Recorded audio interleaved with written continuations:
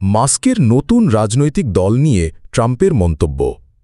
যুক্তরাষ্ট্রের রাজনৈতিক অঙ্গনে সম্প্রতি আলোচনার কেন্দ্রবিন্দুতে রয়েছে ইলন মাস্কের সম্ভাব্য নতুন রাজনৈতিক দল গঠনের বিষয়টি।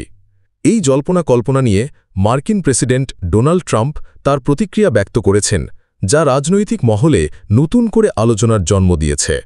ট্রাম্প মাস্কের এই উদ্যোগকে হাস্যকর বলে অভিহিত করেছেন। তার মতে, যুক্তরাষ্ট্রে দীর্ঘকাল ধরে দ্বিদলীয় রাজনৈতিক ব্যবস্থা বিদ্যমান। এই ব্যবস্থায় তৃতীয় কোনো রাজনৈতিক দলের আবির্ভাব কেবল বিভ্রান্তি বাড়াবে এবং বর্তমান রাজনৈতিক স্থিতিশীলতাকে ব্যাহত করবে।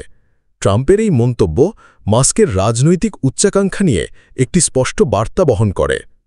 ডোনাল্ড ট্রাম্প আরও বলেন, ইলন মাস্ককে এই ধরনের পদক্ষেপ নিতে দেখে তিনি অত্যন্ত দুঃখিত। ট্রাম্প মনে করেন, মাস্ক বর্তমানে সম্পূর্ণ পথহারা হয়ে পড়েছেন। এই মন্তব্য থেকে বোঝা যায় ট্রাম্প মাস্কের রাজনৈতিক চিন্তাভাবনা এবং তার ভবিষ্যৎ পরিকল্পনা নিয়ে কতটা সন্দিহান।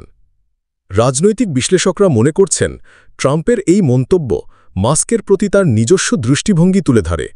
এর মাধ্যমে ট্রাম্প একদিকে যেমন বিদ্যমান দ্বিদলীয় ব্যবস্থার পক্ষে নিজের অবস্থান পুনর্ব্যক্ত করেছেন, তেমনি অন্যদিকে মাস্কের মতো একজন প্রভাবশালী ব্যক্তিত্বের রাজনৈতিক অভিষেক নিয়েও নিজের অসন্তোষ প্রকাশ করেছেন। মাস্কের সম্ভাব্য রাজনৈতিক দল গঠনের ঘোষণা এবং ট্রাম্পের তীব্র প্রতিক্রিয়া যুক্তরাষ্ট্রের রাজনীতিতে একটি নতুন বিতর্ক উস্কে দিয়েছে। এই বিতর্ক আগামী দিনে আরও জোরালো হবে বলেই ধারণা করা হচ্ছে, কারণ মাস্কের মতো একজন প্রযুক্তি উদ্যোক্তার রাজনৈতিক অঙ্গনে প্রবেশ অনেককেই ভাবিয়ে তুলেছে।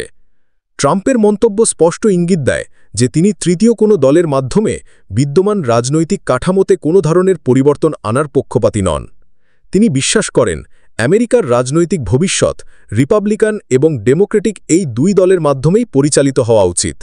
এই প্রেক্ষাপটে মাস্কের উদ্যোগ একটি বড় চ্যালেঞ্জের মুখে পড়তে পারে।